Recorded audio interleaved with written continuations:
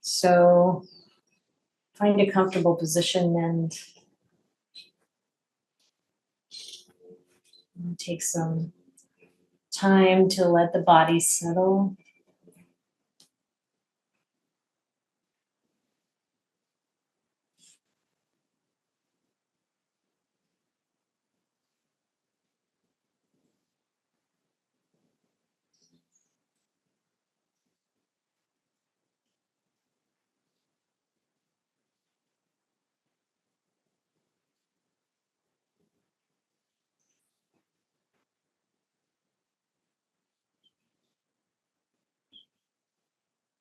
Notice any areas of the body that might have some stiffness or tension.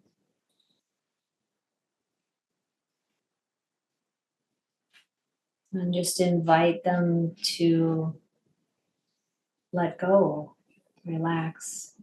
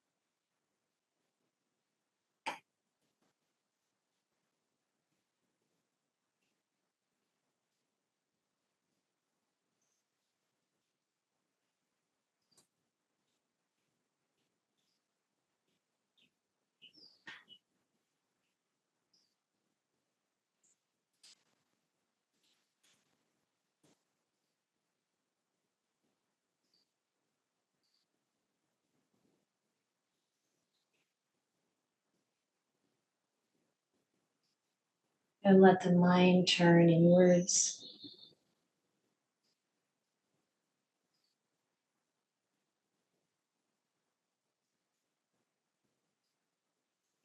Inviting all of the mental processes to slow down.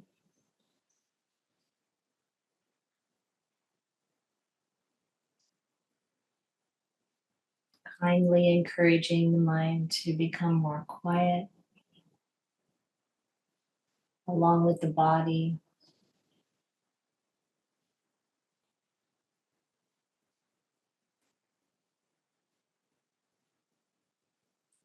And if you usually use the breath as a meditation object or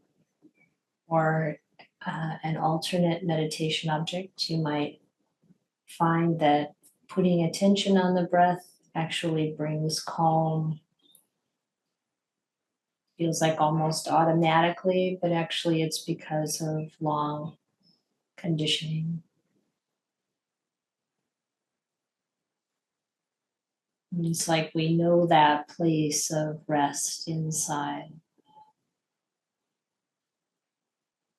And it's not always easy to come to it because of the activity that happens throughout the day or the week or the months before, but because we also practice calming the mind and the body, when we turn our attention there, you might feel that dropping away of stress, of activity.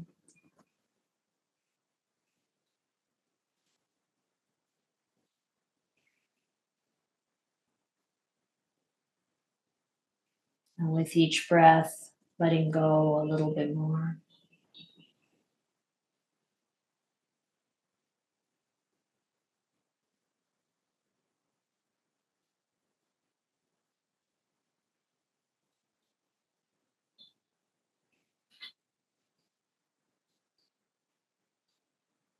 And regardless of how long we practice meditation, every time we do it, we're creating we're smoothing the path even if it feels like it might be difficult to slow the mind down. We're actually working through those times of tension, stress, distraction, and creating that smooth path to that inner peace.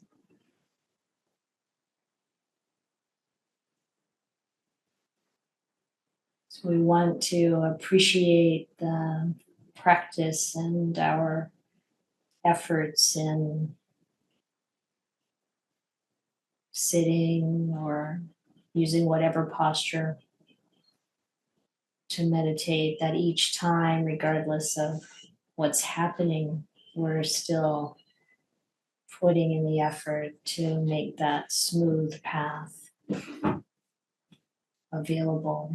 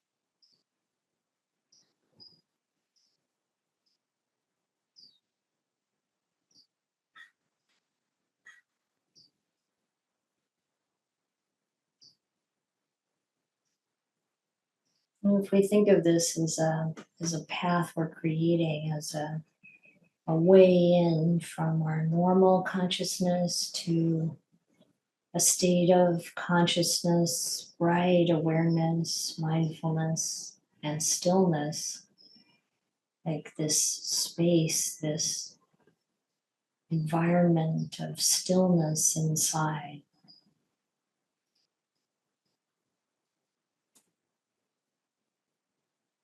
And as I said, we don't think of any session of meditation as a bad meditation or not going well. It's just sometimes the obstacles need to be removed. And we can do it with kindness and gentleness. And know that this too is part of the development. Like anything that we approach in life, the challenges actually often enrich the experience because we learn, we develop our stamina, our abilities. And then coming to that place of quiet, regardless of how deeply quiet it is, whatever that is for us at this point, and to spend some time there really appreciating that stillness, that degree of stillness and calm. And when outside influences come to impinge upon it, we can firmly and gently say no. turning our mind back to peace and tranquility.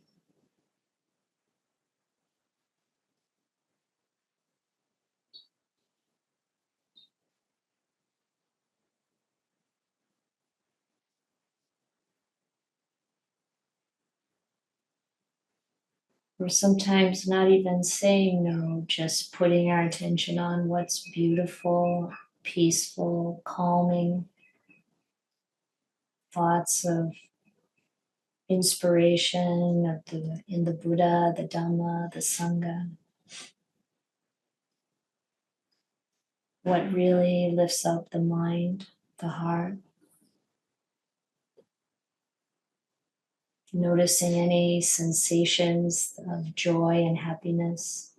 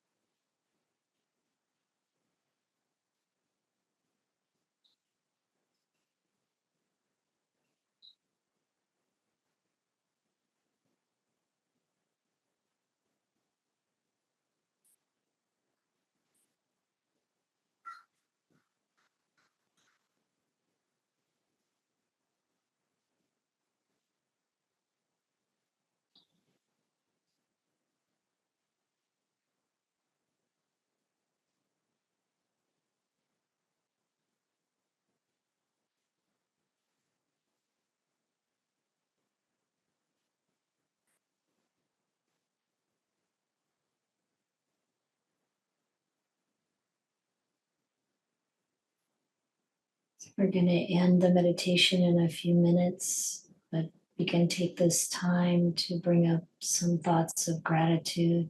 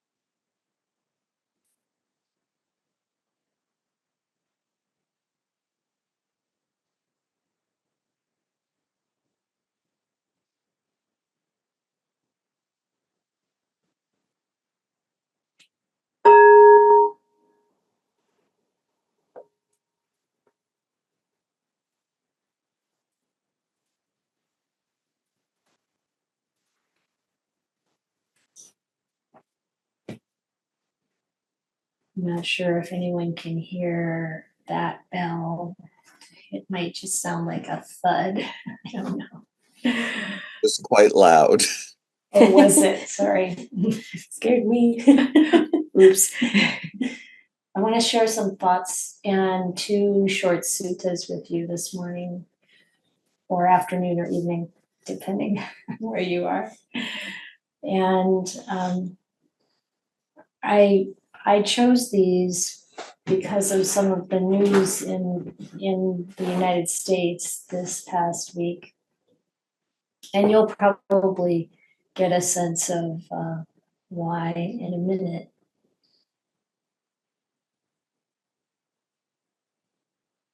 I'm going to start with Anguttara Nikaya 470.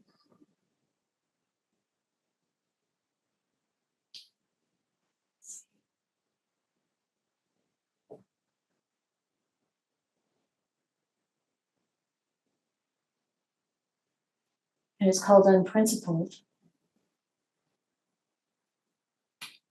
At a time when kings are unprincipled, royal officials become unprincipled. When royal officials are unprincipled, Brahmins and householders become unprincipled. When Brahmins and householders are unprincipled, the people of town and country become unprincipled. When the people of town and, before I go farther, I don't know if you've ever experienced this, not necessarily in a kingdom, but perhaps in a company or a school or family or town, whatever, this experience of the leader or the person or people in power having certain tendencies or degrees of uprightness or the lack thereof, how that tends to set a tone or bring out those qualities or that side of the people who are under their power. The leader or the leadership sets the tone. And I've seen this in my own experience in my work life. Working for a company that has strong values of, helping people. brings more of that out in the people who work there. And of course, it probably attracts people who want to accentuate that side of themselves as well.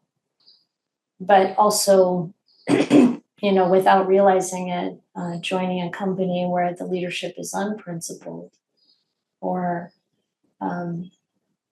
doing things that are unethical, and using that as a mode of operation, not just the one-off kind of thing. And then seeing the way that human beings tend to just fall in line, and that side of themselves, that potential that is within us for greed, hatred, or delusion, or the manifestations of those in us before we're fully awakened, to start to come to the surface and be acted upon. So this is something to consider. And this sutta might feel like a real downer in the beginning, but I think there are some very important things we can understand about our own agency and ability to not fall into line with what is being provided as an example, and also what is rewarded in the situation we're in. And there's another point here too that's going to come up with this next sentence. When the people of town and country are unprincipled, the courses of the moon and sun become erratic. And I don't know if you can believe that. It's like, And it reminds me that in one of the retreats that I taught this spring, someone asked me, so what is your method of exegesis? How do you approach the texts? Do you take them literally? Do you take them metaphorically? What is your approach? And I said, it depends. And when I read something like this, I'm not sure how that would work. The courses of the moon and sun become erratic, and the courses of stars and constellation, and the days and the nights and the months and the fortnights and the seasons and the years become erratic, and the blowing of the winds becomes erratic and chaotic. But we do have climate change, climate chaos. And when we trace it back to human impact on that, it comes from greed and hatred and delusion. If we didn't have greed, hatred, and delusion, we wouldn't have a kind of leadership, whether that's, people with a lot of money and power in companies, promoting and wanting to encourage the use of fossil fuels, let's say, and then hiding the known impacts from the public. Kind of making use of this tendency that we have to follow the leader or leaders, or what's rewarded. And it's interesting to consider, like, how do some horrible things in our history and our world happen? How do we get involved in things that we really, if everything else was equal, if we could actually make a conscious choice, we would not ever choose, to be in a battle situation where you're killing civilians, or be part of the hierarchy in Nazi Germany, putting people to death for having a certain heritage or lifestyle. And, just this is the kind of thing, where I think, well, the Buddha really did address everything. I haven't found one thing that happens in the world. Well, maybe that's not completely true. He doesn't say a lot about raising small children. But he does talk about parent-child relationships when you're older. And, but here it's like, yes, this was how it is for societies, for collectives of people back then, and it's still this way. And we can understand why, our conditioning, our evolution is really interested in our survival. And sometimes the best way to survive is to go along with the people in power.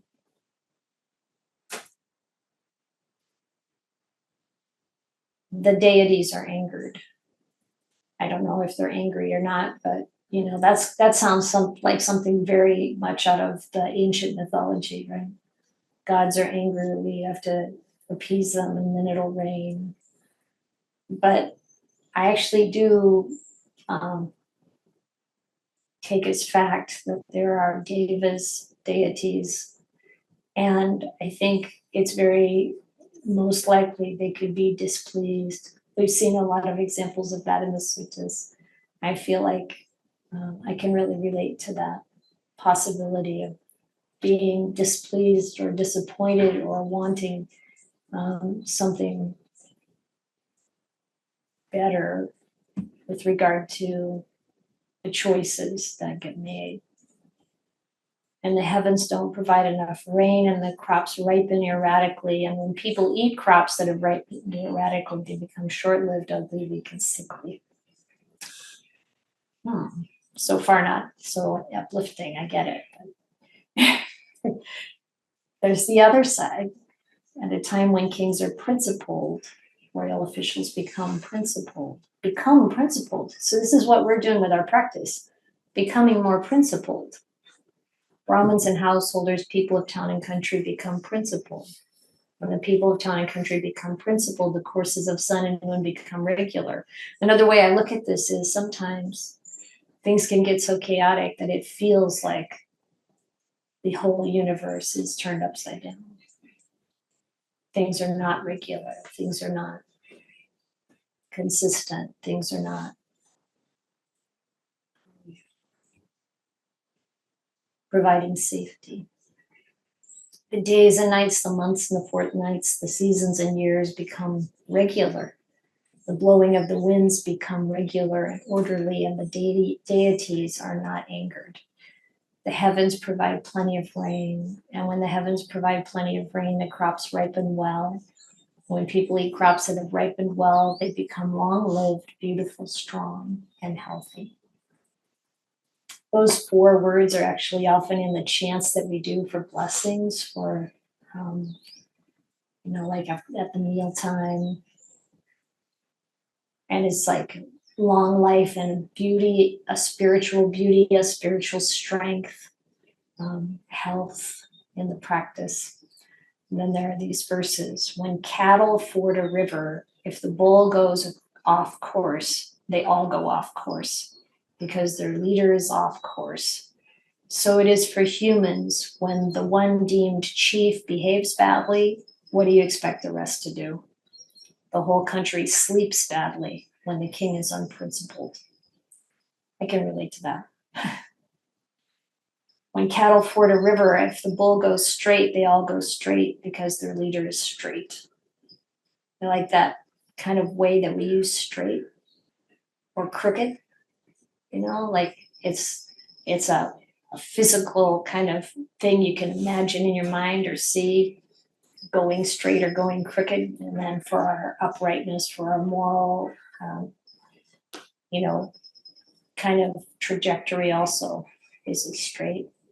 Is it uju? Uju is a kind of like upright Pali word. It's for, being straight. They all go straight because their leader's straight. So it is for humans. When the one deemed chief does the right thing, what do you expect the rest to do? The whole country sleeps at ease when the king is just. Any thoughts about this? Comments? Concerns? Yes, Neil? Well, I'm just curious, a technical question. This is in the Anguttara Nikaya Book of Fours, and it's not clear to me what are the four things. That's what Bhikkhu Bodhi wrote in his notes too. It's like, I'm not sure how this got into the Book of Fours. But yeah, yeah. Maybe it's the short-lived, ugly, weak, and sickly part, or the long-lived, beautiful, strong, and healthy part. I don't know. Yeah. Yeah, Steve? No. Well, I was just, can you hear me? Yes. Okay. I was seeing how this kind of flows from kings down, but I think it also can go the other way. If the if people get principled, they tend to maybe choose better kings. Yes, in a situation where you can choose, and this is part of the point. In some way, most of us, maybe all of us, can recognize that we are the leaders in certain circumstances. And it's so important when the kings are unprincipled for us all to be even extra more scrupulous about our level of being principled. That this is what we can do, really fortify our precepts, really fortify our connections with each other in this, real joy and happiness and empowerment of being principled. And then, yes, when we are in situations where we can make choices or stand up to the unprincipled, we can make such a huge difference. So I remember hearing a story, and I, at the moment, I can't give you the details, but it was a soldier involved in the Vietnam War and the My Lai massacre, and he refused to kill the innocent, lay folks, citizens there. And he was court-martialed, and he knew that would happen, and he served some time in confinement. But when he returned to his normal life back in America, he didn't have the kinds of problems that most of the Vietnam veterans that the others who had followed orders had. And he said that it was just based on the fact that he came from a religious background, and he just couldn't do it. He said, this isn't right, I can't do it. And he knew there would be negative consequences. And it's also the case to have some compassion and sobriety, I think, around the fact that any of us can get pulled into something that's unprincipled if we're not really, really strong. I remember my daughter attended UC Santa Cruz for her undergraduate, and there was one particular professor she was so impressed by that she invited me to come to some of the lectures.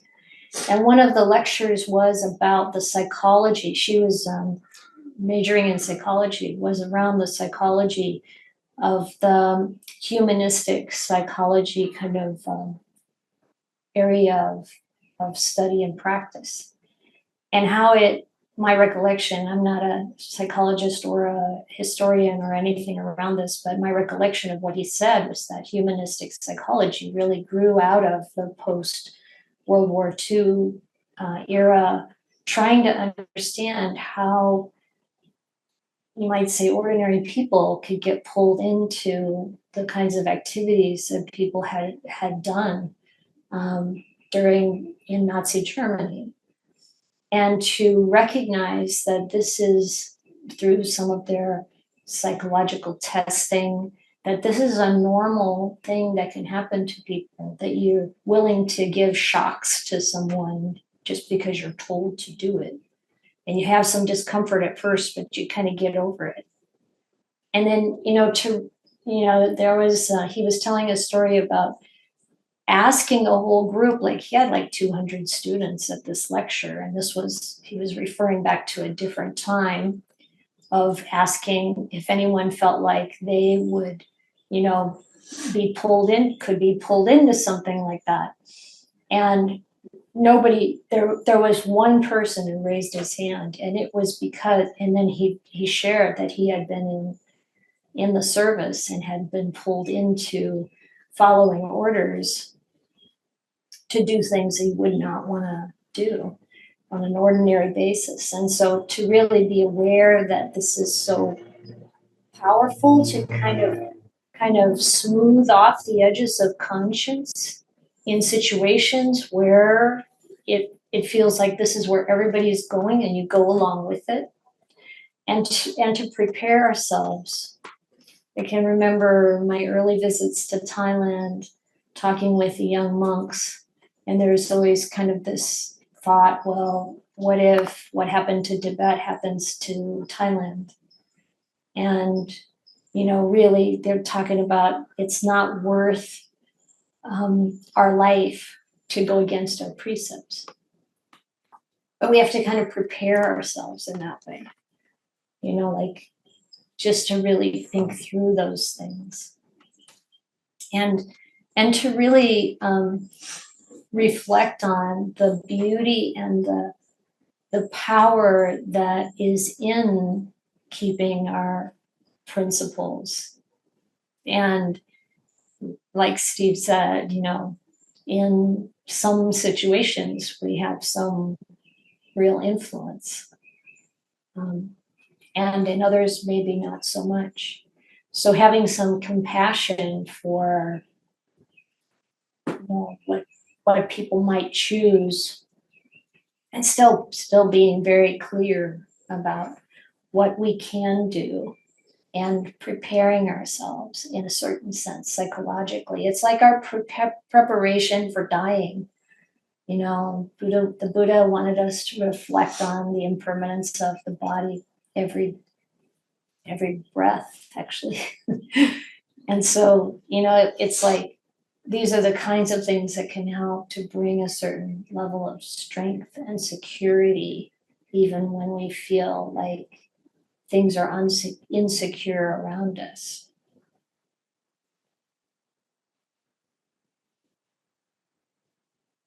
I'm just going to go to the next sutta here.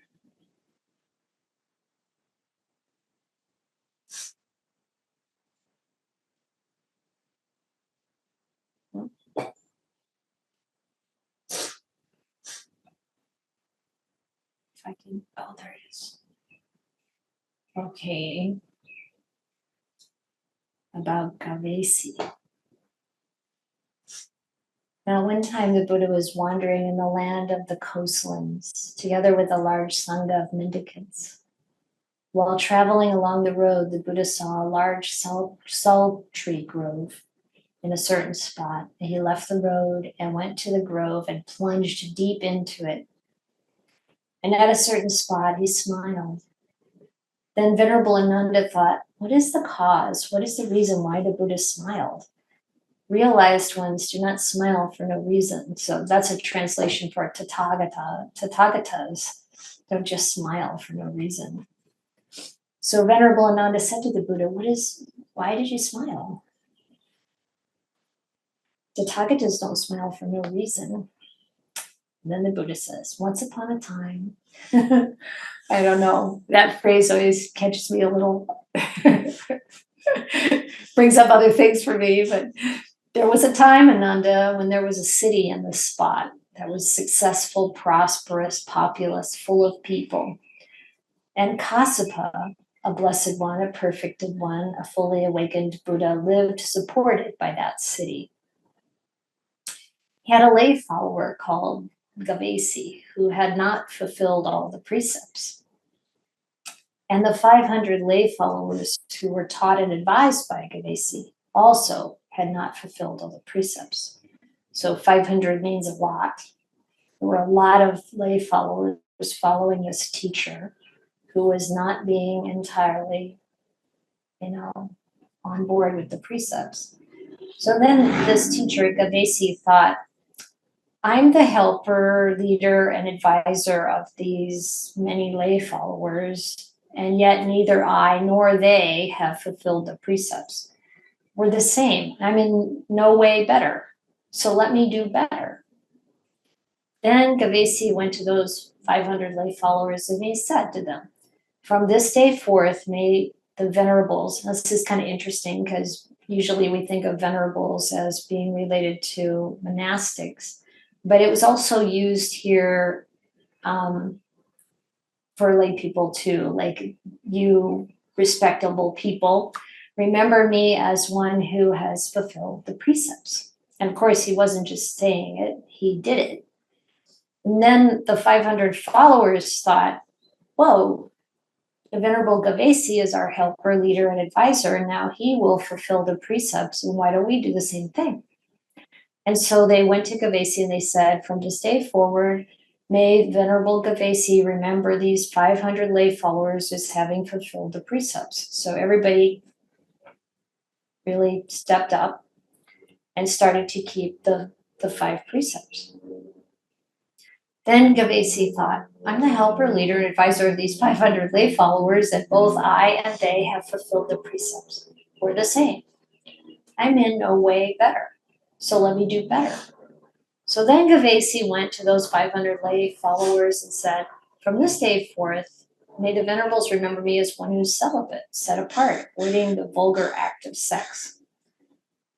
So think about the stepping up. It doesn't mean that you have to become celibate, but the 500 lay followers did the same. They also decided to follow celibacy. And then Gavesi had that thought again. Well, we're all doing the same thing and I'm not better. Let me do better. So then Gavesi went to the 500 lay followers and said, from this day forth, may the venerables remember me as one who eats in one part of the day, abstaining from eating at night and from food at the wrong time. You can kind of see the 8 precepts starting to unfold here. And isn't it interesting that he'd rather become celibate right off than eat in one part of the day? And maybe for a lot of people, that one there is really challenging, this abstaining from eating later in the day. But then Gavesi thought these 500 lay followers eat in one part of the day, abstaining from eating at night and food at the wrong time. We're the same. Let me do better. So then he went to the Buddha Kassapa, the perfected one, the fully awakened Buddha, and he said, Sir, may I receive the going forth, the ordination in the Buddha's presence? And he received the going forth. He became a monk in the Buddha's presence. And not long after his ordination, the mendicant Gavesi, living alone, withdrawn, diligent, keen, and resolute, realized the supreme culmination of the spiritual path in this very life. He lived having achieved with his own insight the goal for which people rightly go forth from the lay life to homelessness. And we have to remember that not long after his ordination could be, much longer than it sounds. It might be weeks or months or years or a decade or whatever, but he became enlightened and he understood rebirth is ended, the spiritual journey has been completed, what had to be done has been done, there's no return to any state of existence. And the mendicant Gavesi became one of the perfected, one of the arahants. And then his 500 lay followers said, Venerable Gavesi, our helper, leader, and advisor, he shaved off his hair and beard, dressed in ochre robes, and has gone forth from the lay life to homelessness. Why don't we do the same? And they did. And they received the ordination in the Buddha's presence. And then Gavesi thought, I get the supreme bliss of freedom whenever I want without trouble or difficulty. So he can just like go to that one, like kind of like what I said in the meditation. He can go to that place, that state of bliss and freedom whenever he wants. May these followers of mine do the same. And then those 500 mendicants living alone, withdrawn, diligent, keen, and resolute, realized the supreme culmination of the spiritual path in this very life. They lived having achieved with their own insight the goal for which gentlemen rightly go forth from lay life to homelessness. They understood rebirth is ended, the spiritual journey has been completed, what had to be done has been done, there's no return to any state of existence. And so, Ananda, said the Buddha, those 500 mendicants headed by Gavesi, trying to go higher and higher, better and better, realized the supreme bliss of freedom. So you should train like this, trying to go higher and higher, better and better. We will realize the supreme bliss of freedom. That's how you should train. And my hope is that when you read about people getting enlightened, it's encouraging, not discouraging. We should hold it as encouraging, that this is available to each of us. And that this idea of what happens if I up my game? How does that, like that's good for me, that's good for others. And it doesn't have to be these same things. It's not like I expect everybody to become monastics, although it might not be that bad of an idea. But just to kind of think about, what is it in your own situation that, you can do.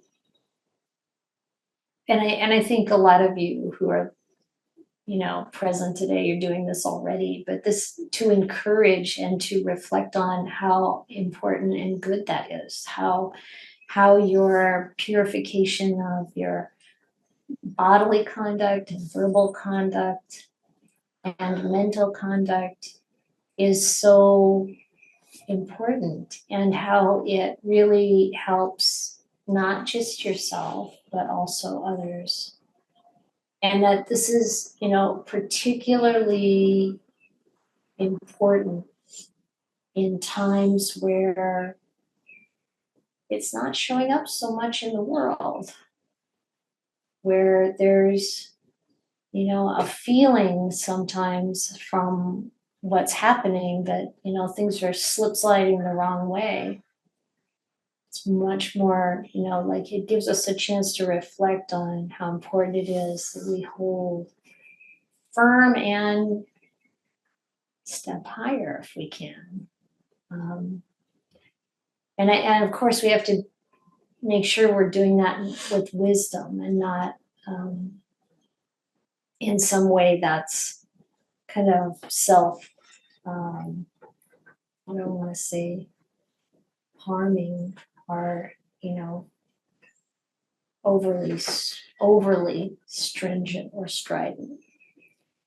In the West, we have this tendency through our conditioning to apply some harsh methods and guilt, and maybe it's not just in the West, it's human, finding the right balance and things is also important. So sometimes people say, what should we do when what we see happening in the world seems so wrong? I think this is what we should do. Reflect on our own good choices that we're making and refine them to the degree we can. And remember that that is also a strong influence on others around us. The example we set, sometimes we don't even know how it has affected someone else. We might never know. but it does. It brings it even on a more woo-woo level. You're adding goodness to the world rather than despair, rather than corruption, rather than negligence.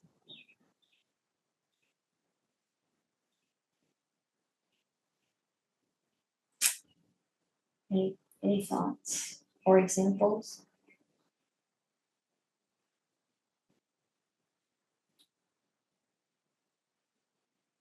Complaints are also acceptable. Harry put something nice in the chat earlier. Let's check out the chat. Okay. Yeah, I'm just saying. Maybe just do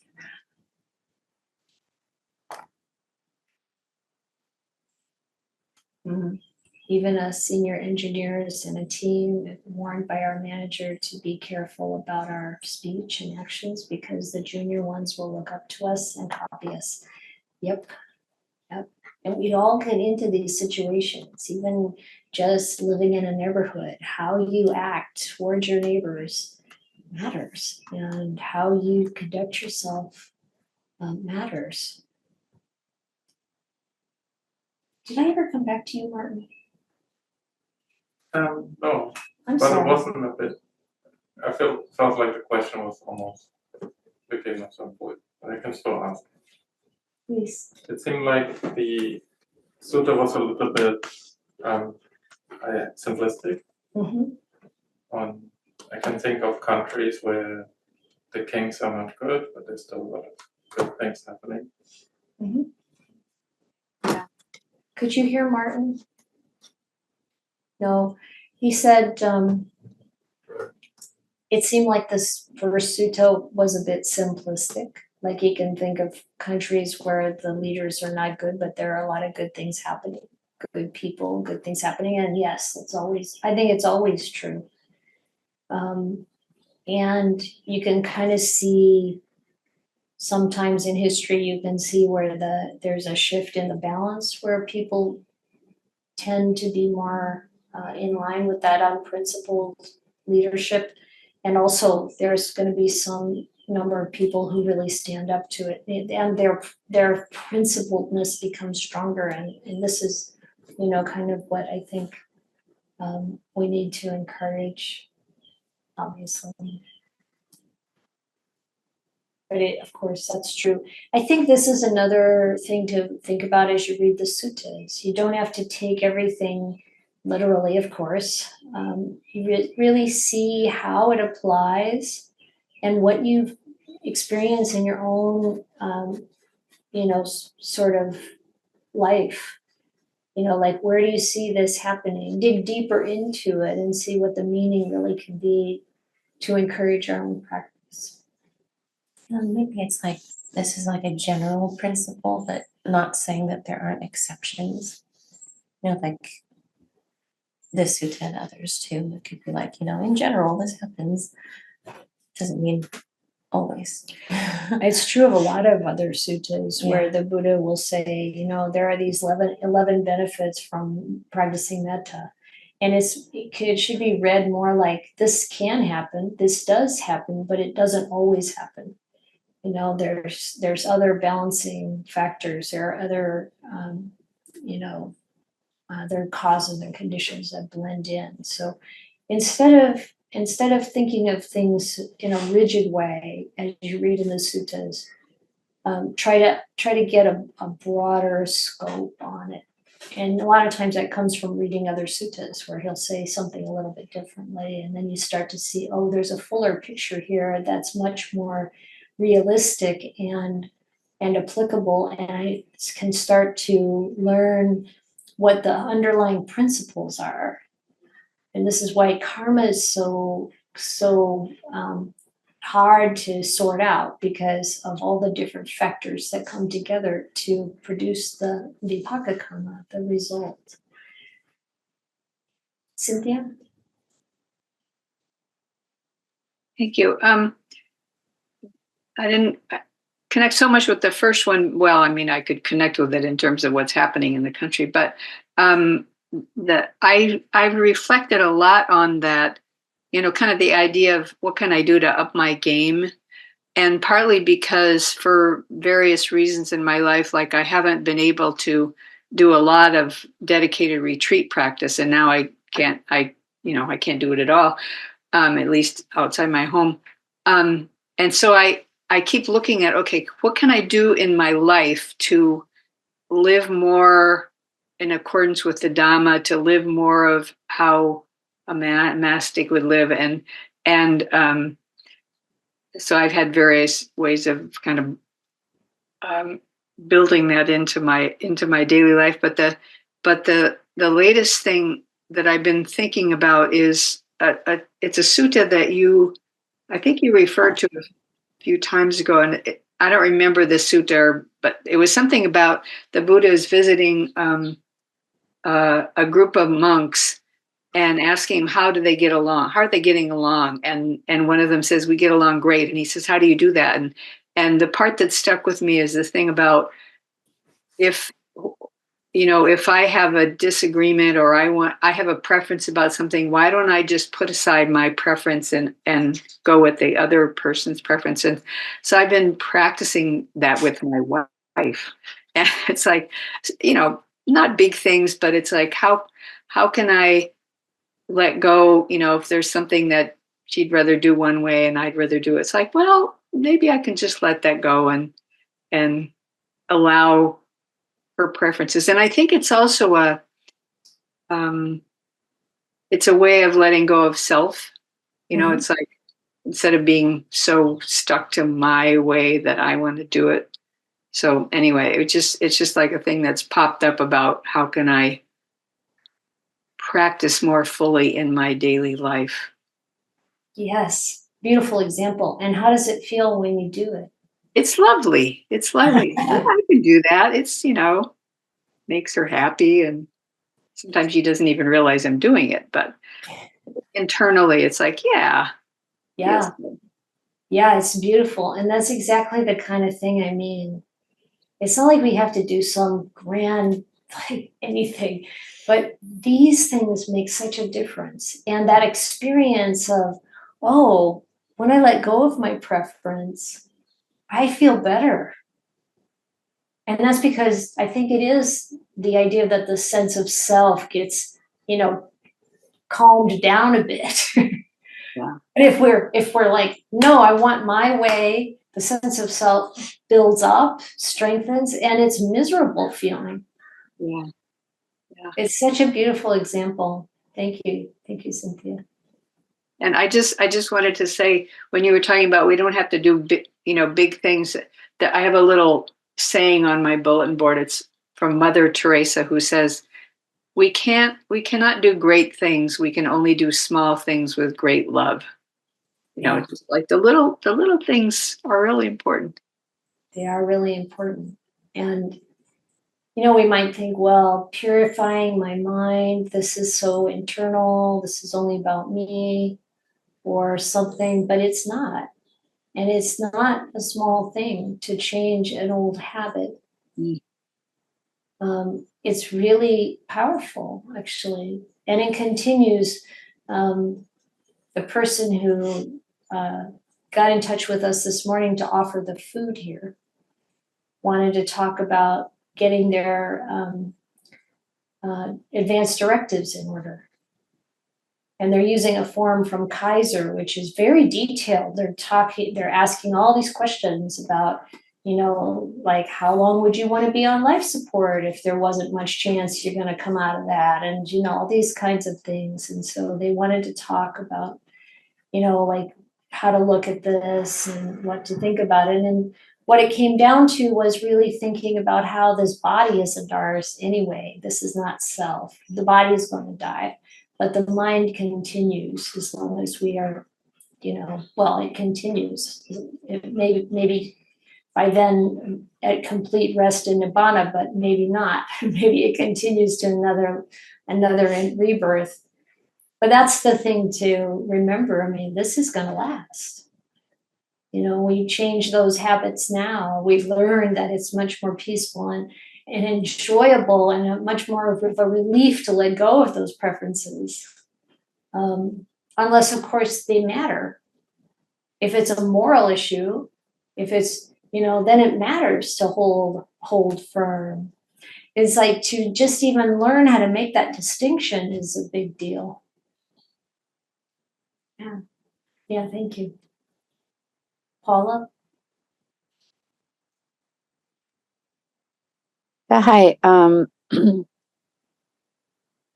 I was just close to the same kind of thoughts that Cynthia was having, so I really appreciate what she was talking about. But in relation to the sutta that you presented, where not everyone feels sort of a part of this great community that might be affected or not affected by their actions, I think we all have interpersonal relationships that could relate to the sutta, and I feel that there's both the ability to affect the other person that you have the relationship with, but you're also affected by their approach to how they're leading their life.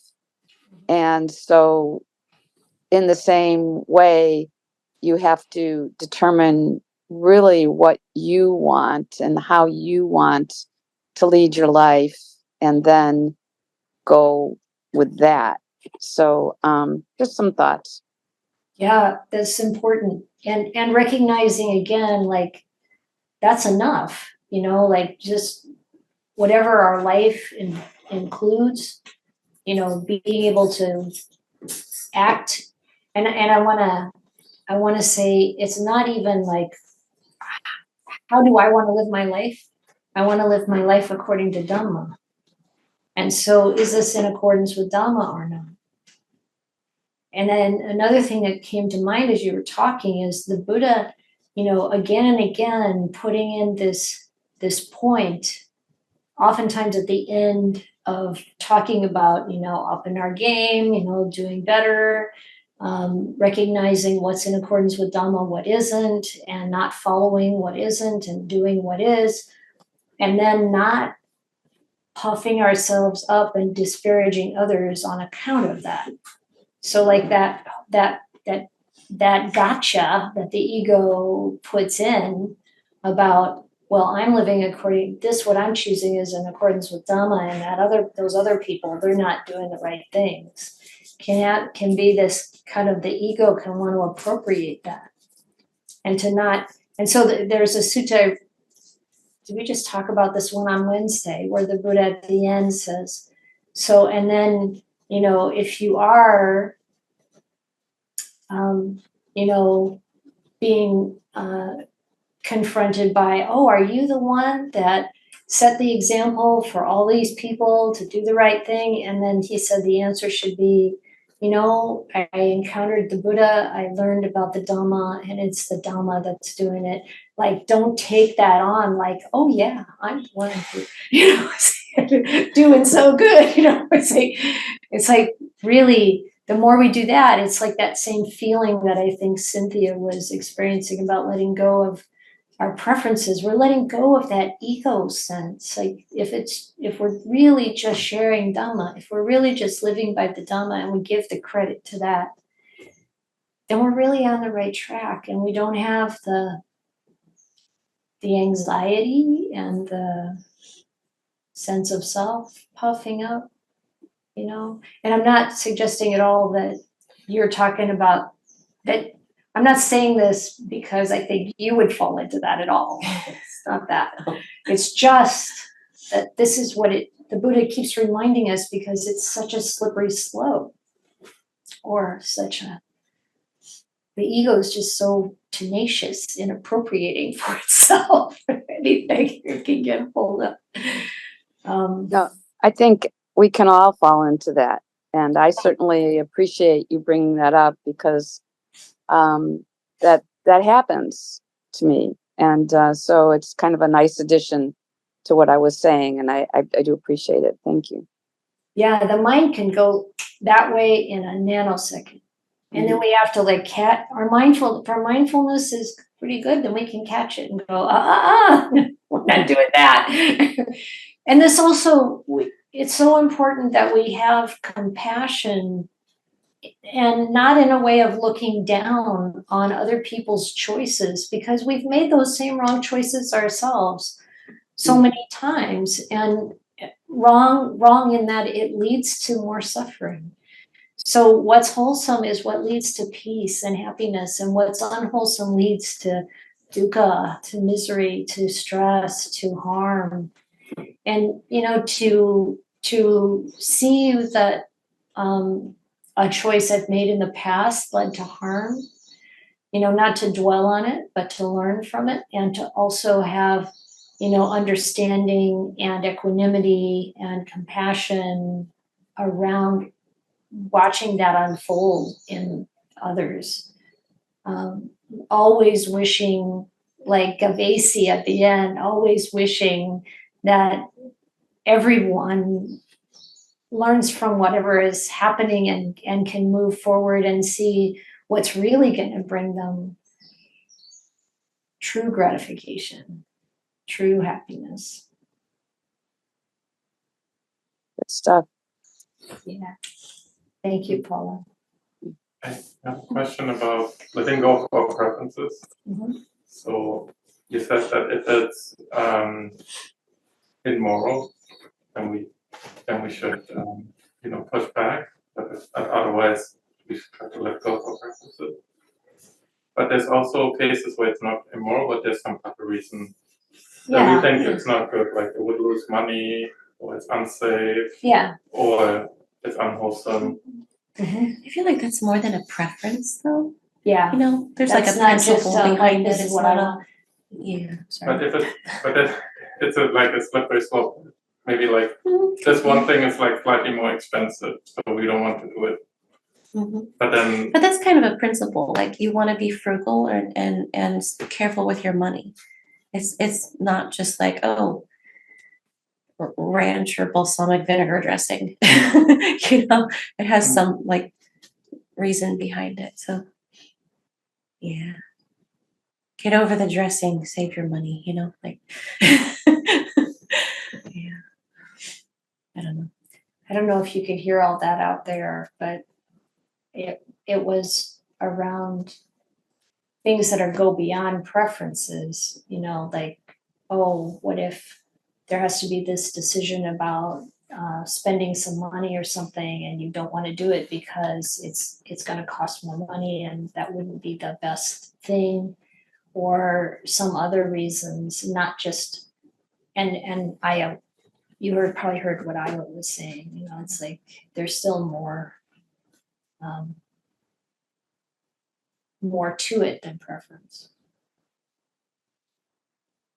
And that's also wisdom. It's like I would say that the things you were mentioning, Martin, are wisdom. Mm-hmm. Like I said.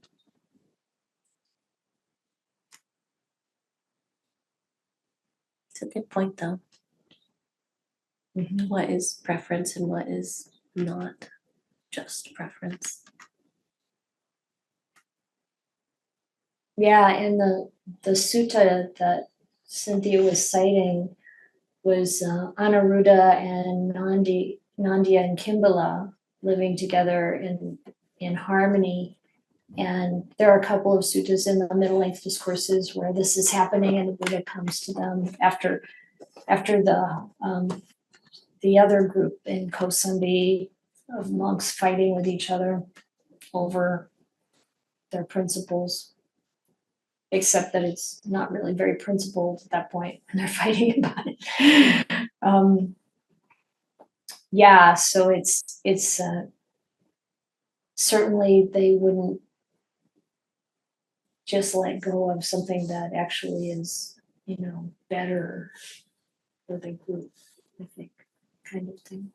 They're talking about, hey, do you want to meet for meditation discussion in the morning or the evening, stuff like that, maybe. Yeah. I prefer evening, but I can let go of that. So let's say in a work situation, someone makes a proposal and they think this proposal is better for this and this reason. But then they become really attached to it and they become defensive. So it's like really hard to see the boundary between, is this actually better or is this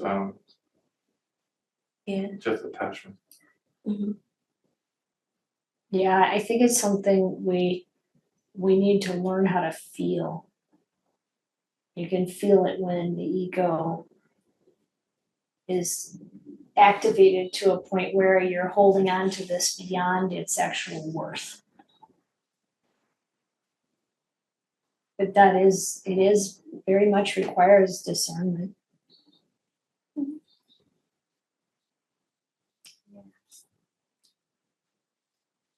Okay, everyone.